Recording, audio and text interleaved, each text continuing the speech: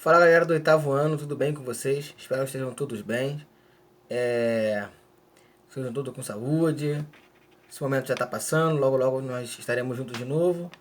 E vamos falar hoje sobre o capítulo 8, que é América, as condições climáticas que existem aqui no nosso continente. Já falamos sobre a divisão deles, a América é uma só, apesar de ter várias divisões, tá bom? O continente americano ele é composto por vários tipos de climas diferentes. Vamos falar agora aqui sobre ele, começando com as unidades de relevo, tá bom?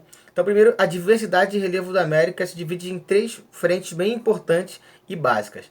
A primeira é a seguinte: o lado oeste é composto por montanhas e dobramentos modernos, tá bom? Resultante dos choques de placas tectônicas. Então, o lado oeste do continente existem várias cordilheiras, coletivo de montanhas, tá? Que são resultados aí desse movimento da placa tectônica que se chocam. Então, é comum, isso é comum no continente inteiro, desde a do norte até embaixo, são zonas ali de colisão de placas, então nós temos montanha do lado oeste. O centro é composto por planícies e depressões, tá? Pois o continente americano é repleto de rios que favorecem a formação desse tipo de relevo. Então, ó, o relevo tá ali grandão e a água, o nome dos relevos é isso aqui, o ponto lá em cima é divisor de águas.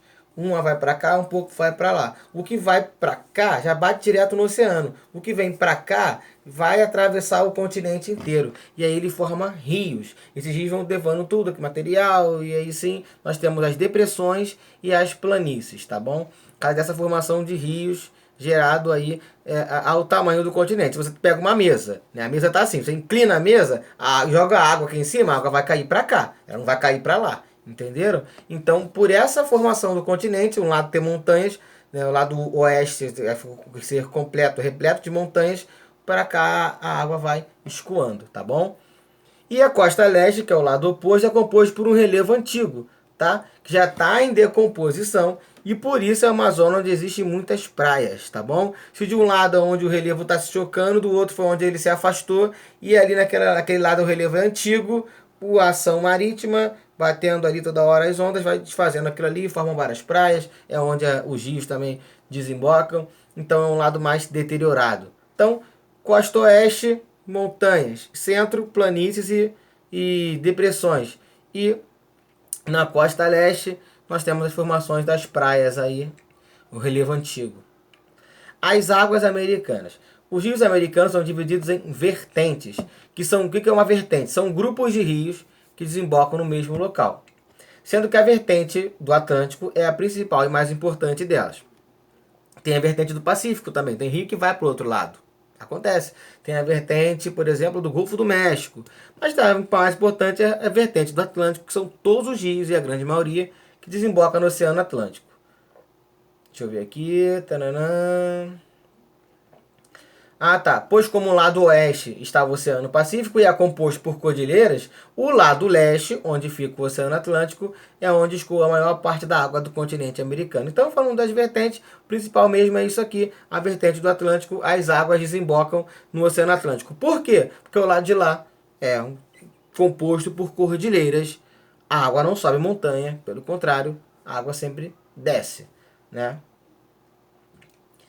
E aqui nós temos as condições climáticas da América. Então aqui, devido à sua grande extensão territorial no sentido norte e sul, tá? A América a América passa por quase todas as zonas climáticas do planeta, indo desde o Polo Norte à temperada do Sul.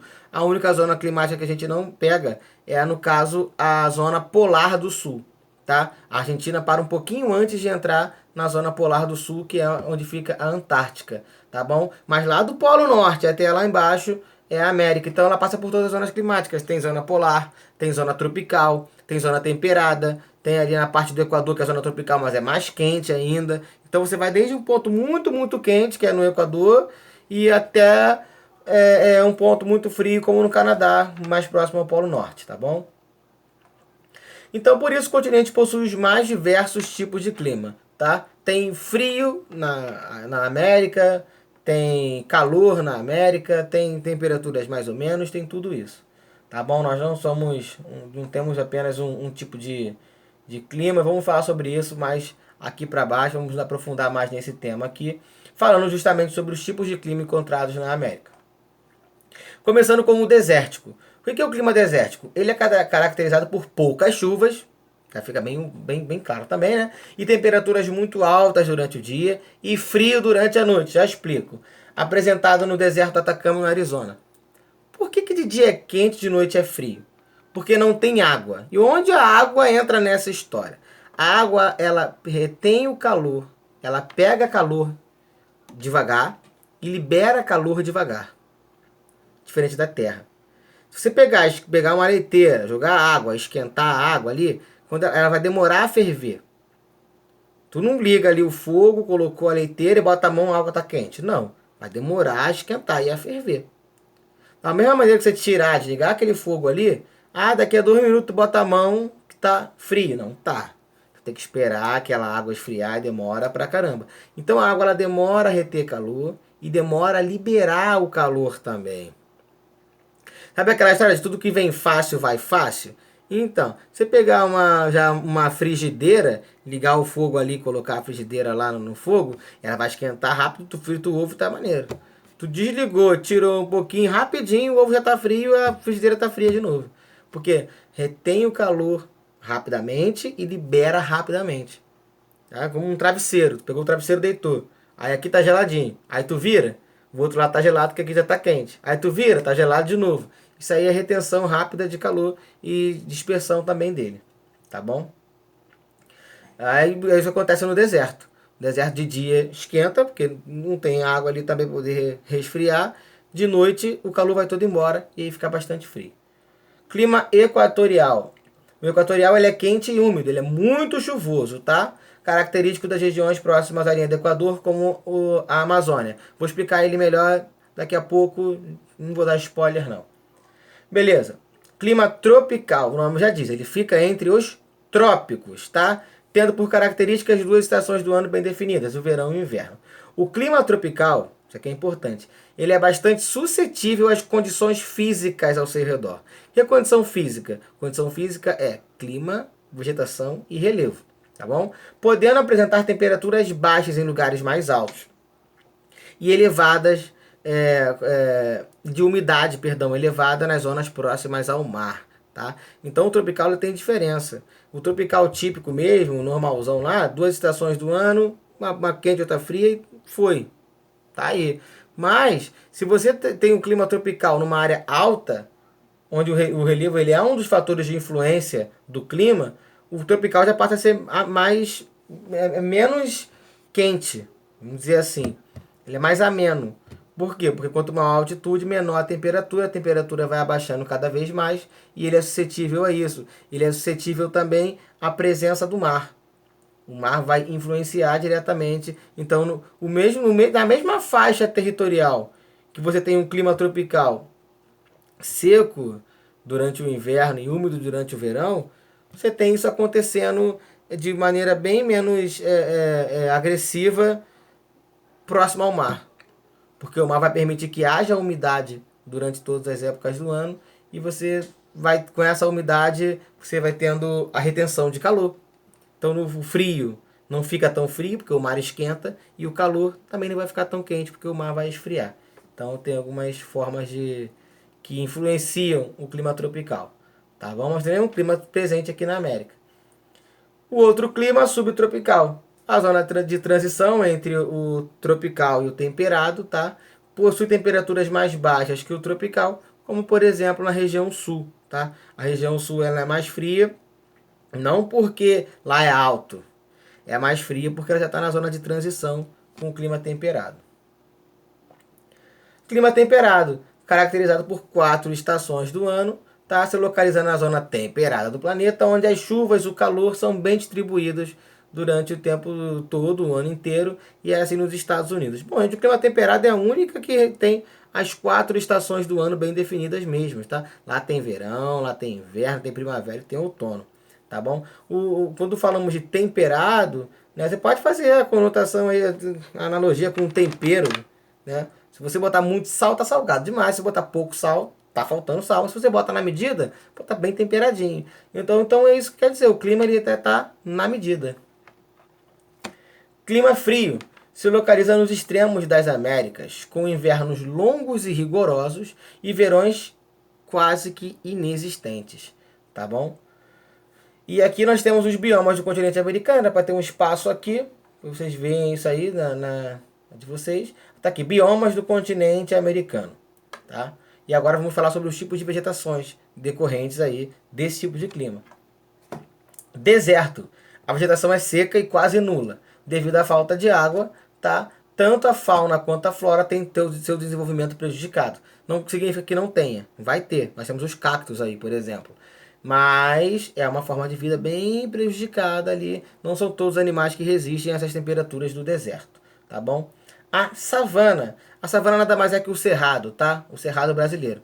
É um tipo de vegetação rasteira, composta por árvores espalhadas, típicas do centro-oeste brasileiro. Florestas tropicais, também chamadas de florestas equatoriais ou pluviais. São florestas típicas da zona próxima ao Equador, onde o calor e a chuva são intensos durante o ano todo, o que favorece a formação de grandes árvores com folhas largas. Então o clima equatorial que eu falei lá em cima, por ele ser bastante úmido e quente, ele favorece a formação de florestas tropicais. A planta se alimenta de luz e água. Se você tem isso em abundância, cada vez mais ela vai consumir isso. E vai fazer com que elas fiquem maiores, tá bom? Então é básico, né? Quanto mais você come, mais gordinho você vai ficando. E aí é isso que acontece com as plantas e com a vegetação aqui. Elas ficam com folhas largas, que elas conseguem captar mais sol, tem luz solar o ano inteiro, tá? E são grandes, melhor para captação de chuva também. Pradaria. Não é padaria, pradaria, ok? Vegetação rasteira formada por campos. Esse bioma nada mais é do que uma faixa de transição entre o clima de tropical e temperado, tá? Entre o tropical e o temperado nós temos um bioma ali que vai se adequar a esse tipo de clima, que são as pradarias. Ele é do tropical, que é o menos quente, mais ou menos, né? Pro frio, tá? Nós temos a estepe. Já a estepe ela é o contrário, ela é do tropical, que é do quente pro mais quente ainda, que é pro equatorial, tá bom? Também recebe o nome de caatinga, é uma vegetação espinhosa, seca, tá? E devido à o baixo nível de chuva e a alta temperatura. O que acontece nesse caso aqui é o mesmo exemplo mais ou menos do cacto, tá? Por que essa vegetação ela é espinhosa? Porque da mesma maneira que lá na floresta tropical tem água e sol o ano todo, e elas conseguem criar grandes folhas verdes para poder captar essa luz solar, a água que vem. No caso das estepes, que é a caatinga, ela faz ao contrário. Justamente por ela não ter água, ela não produz folha. A folha verde significa que tem bastante água ali para aquela árvore produzir aquele tipo de folha. Se ela tem pouca água, ela não vai produzir folha. Então é muito comum em algumas estações do ano, até quando a gente fala de outono, de inverno, as árvores perdem um pouco das folhas, assim, porque ela sabe que vai dificultar para ela ali, né? Se você tem, a árvore faz muito bem esse cálculo de consumo energético, tá? Se você tem água disponível, você vai ter como gastar aquela água e você vai utilizar.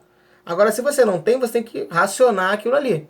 E aí, ao invés de formar folhas que ela não seria capaz de manter, tá? Ao invés disso, ela forma espinhos, tá? O espinho ali é como se fosse uma folhinha anã, porque não deu para desenvolver até o final. Tundra. Bioma das regiões mais extremas do planeta, ou seja, mais fria, né? O desenvolvimento da flora é prejudicado, pois o solo fica boa parte do ano congelado, tá? Com o solo congelado, não vai nascer nada. E aí você tem apenas, quando dá uma derretida, formam ali alguns musgos e líquens, uma coisinha bem simplesinha. E por último, a floresta boreal, também chamada de taiga ou floresta conífera, tem formato de cone, tá? São características do clima frio, tá bom? Esse tipo de vegetação possui a chamada madeira mole, que é bem versátil, utilizada nas construções. Outra característica desse tipo de vegetação é o seu formato de cone, que evita o acúmulo de neve em suas copas durante o inverno. Então por isso que a árvore de Natal ela tem aquele formato. e tu vê que tem nevezinha aqui por ela, mas não acumula neve lá em cima. Se acumular neve aqui em cima, se fosse uma árvore normal, como uma mangueira, ia pegar aquela ali, pegar aquela neve e ele ia quebrar os galhos da árvore. A árvore, ao saber disso, ao entender essa mecânica da natureza, ela se formou, ela criou esse formato de cone, porque assim a neve cai aqui em cima e vai se dispersando. É basicamente isso, tá bom? E então, nós temos aqui os exercícios da página 118 a 125 para vocês fazerem, tá? Espero que tenham entendido. Voltem à aula caso não tenham entendido alguma coisa, podem perguntar, fazer de qualquer forma, fiquem à vontade. Anotem isso aqui que é bem simples, é mais uma reprodução do que explicações em si, essa matéria de vocês, tá bom? Então, fiquem com Deus, se cuidem.